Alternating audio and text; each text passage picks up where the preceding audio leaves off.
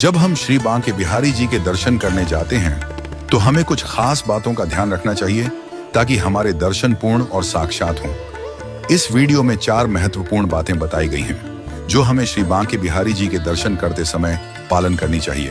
पहले नंबर पर है, श्री बांके बिहारी के दर्शन के बाद हमें उनकी परिक्रमा करनी चाहिए, लेकिन यह ध्यान रखना बहुत जरूरी है कि जब भगवान का भोग लगा हो या भगवान सो रहे हों तो उस समय परिक्रमा नहीं करनी चाहिए।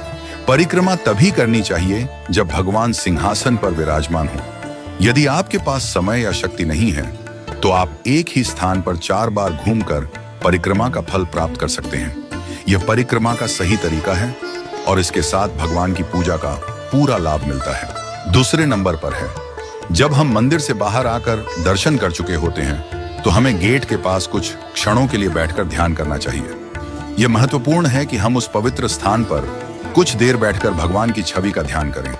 चाहे हमें सिर्फ कुछ सेकंड ही क्यों न मिले, हमें उस पवित्र स्थल पर बैठकर भगवान के दर्शन और उनके आशीर्वाद का अनुभव करना चाहिए। यह हमारे मन को शांति और संतोष प्रदान करता है। तीसरे नंबर पर है, दर्शन के समय यह आवश्यक नहीं है कि हम फूलों की माला चढ़ाएं, लेकिन यह अत्यधिक प्रभावी है कि हम राधा नाम की माला लेकर भगवान को अर्पित करें। भगवान श्री बांके बिहारी को राधा नाम की माला अर्पित करना अत्यंत पुण्यकारी है। इस माला का उच्चारण करके हम भगवान के प्रति अपनी भक्ति और श्रद्धा को व्यक्त कर सकते हैं। राधा नाम की माला को भगवान के चरणों में अर्पित करने से हमारी भक्ति पूरी होती है और भगवान की कृपा हमें प्राप्त होती है। चौथे नंबर है, जब हम भगवान के दर्शन के लिए जाते हैं तो हमारे मन में पूर्ण विश्वास और भक्ति होनी चाहिए। जैसे द्रौपदी ने संकट के समय श्री कृष्ण पर विश्वास किया था।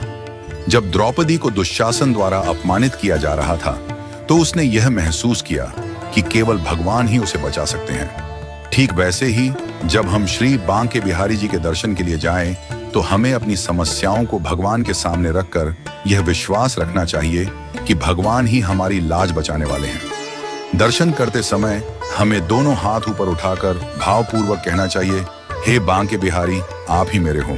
इन 4 बातों को ध्यान में रखते हुए जब हम श्री बांके बिहारी जी के दर्शन के लिए जाएं तो हमारी भक्ति और श्रद्धा का स्तर ऊंचा होता है और हमें श्री बांके बिहारी का आशीर्वाद मिलता है। इस प्रकार इन 4 महत्वपूर्ण बातों को अपनाकर हम भगवान से साक्षात दर्शन प्राप्त कर सकते हैं। आखिरकार जब हम इन बातों को अपने जीवन में सही से पालन करेंगे तो श्री बांके बिहारी जी का आशीर्वाद हमारे जीवन में जरूर पहुंचेगा। वीडियो अच्छा लगा तो लाइक और कमेंट करें, अपने अन्य दोस्तों को शेयर करें।